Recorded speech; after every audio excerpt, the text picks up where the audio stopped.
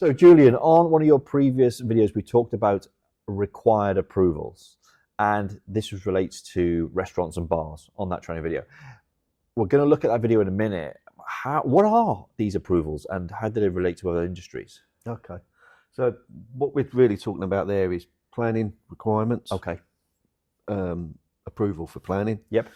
And building control. Right. And how that relates to your building. And depending on what you are, possibly advertising consent. Right, okay. That sort of thing. And generally landlord's approval. Right. If you're renting or taking a lease on a property, the landlord's consent. There could be something in the deeds for the property if you're buying it freehold. But primarily, we're talking planning, we're talking building control. Okay, let's look at the video and then you can give me some updates. Yes. Okay. When fitting out a restaurant, you'll need to obtain various approvals for the works. Your project manager or designer might help you with these. Any physical changes to the exterior of the building requires planning approval through the local planning authority. This process can take between 8 to 12 weeks duration to receive on average. Planning is potentially also required for a change of use, although planning laws have been simplified recently in the UK with a broader use class. But please check with your specialist or solicitor. You should consider advertising consent, which relates primarily to your signage for your restaurant. This will need permission in a similar manner to your general planning approval. Your pavement licence might be required if you're looking for outdoor tables and chairs.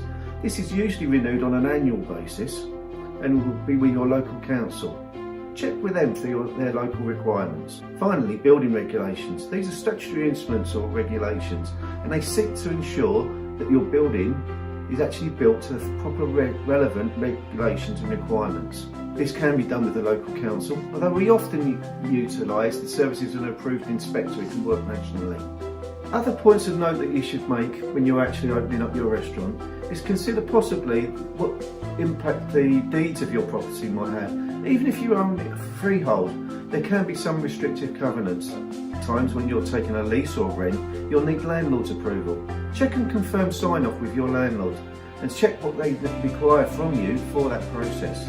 Once complete on your fit-out, you'll need to obtain other permits and approvals. Some of these might include the Food Hygiene Certificate, which is a legal requirement for any restaurants with EHO visits, restaurant insurance, public liability insurance, food premises approval, which is done by the local council inspection and approval, licensing for alcohol, and finally pest control. This is a legislative and is monitored through the EHO. So, what updates are there in the world of, or in your world?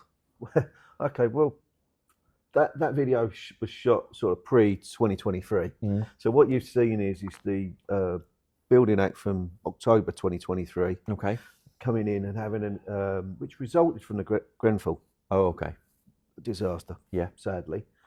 But what it's actually done is it's realigned, if you like, the building control function and how building control will actually operate with us. Okay. It also legislates against different heights of buildings and risks. Okay. Within those. So you got what they term now a high risk building. Right. Okay. But going through that, what it means in practice on a day-to-day is we will generally work with approved inspectors most of the time for the building control point of view. Yeah. That's changed the actual relationship in some ways. Yeah. In their approach to how we actually sign into building control in the first place. Okay. So the notices at the start. The way that they work with us has changed in terms of probably previously before, rightly or wrongly, we would be able to ask advice. Okay. As such, in terms of what do you think is the best way of doing this? Right. Whereas now we're going to have to be much more prescriptive in saying what we want to do and whether that's up to approval. Right, okay. Okay.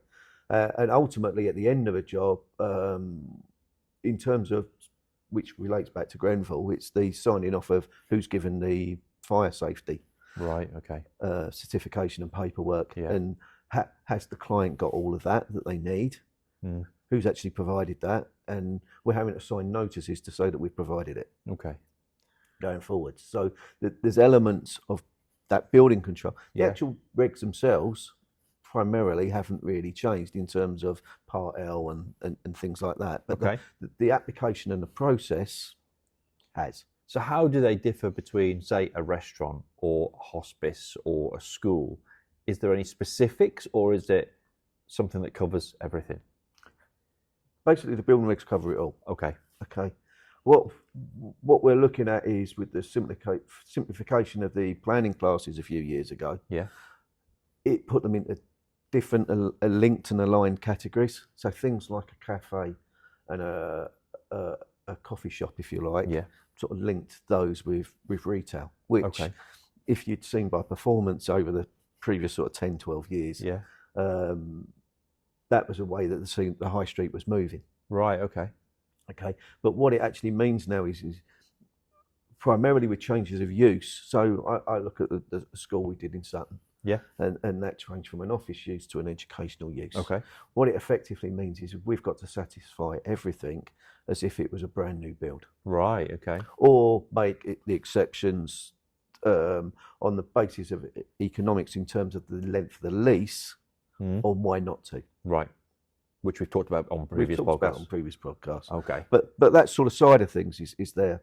What I would look at in terms of the sort of hospice or retail or residential is really the sort of landlord agreements, which more and more sort of commercial, you might say, landlords out there are becoming more linked and using different facilities managers and that sort of thing, what their requirements are, and that can change from site to site for the same purpose. So it's just being aware of what they want and probably getting in early enough to actually understand what those approvals are required are. So what are the timescales for getting into and getting this information or providing information to whoever needs to go to? Is there like a timeline that people should adhere to? Planning we should always have, obviously, before we start. Yeah, of course. That helps. Building regs you've got as you go through, but you really want to sort of satisfy that as early as possible. Okay. And I would suggest it's satisfied through the design primarily in the first place. Okay. If we can do. Things like the landlord's approvals probably come with the lease. Right. Ultimately. Okay. So that sort of timescale of where it goes through is there. If we're looking things like pavement licenses and that, which were specific really to restaurants, that's annual. Right. Okay. I hadn't even thought about that. Haven't even considered that. So if people are like, okay, I didn't consider that either, Stephen. How and at what point should people contact an expert like you? We can be appointed at any time. Okay. Ideally, we'd like to be appointed early in the process. Yeah. I think that if we're to have that impact for you, and it's about having the best impact for the client, for the project as a whole, and for the sort of community around. And if we can be appointed early, we can give our professional experience, of course, into that process. Yeah. And possibly get that better value for you. Because there'll be things that you will know and you'll be aware of that maybe Joe Blogg starting their first restaurant or bar doesn't necessarily understand. Yeah. Gotcha. Yeah. So where would you like people to get in contact with you? It'd be good if you can contact us through the website. Yeah. Through my LinkedIn, company LinkedIn. Yep. And every other number that's popping up across the screen right now. Please do. Awesome. Thank you, Julian. Thank you very much.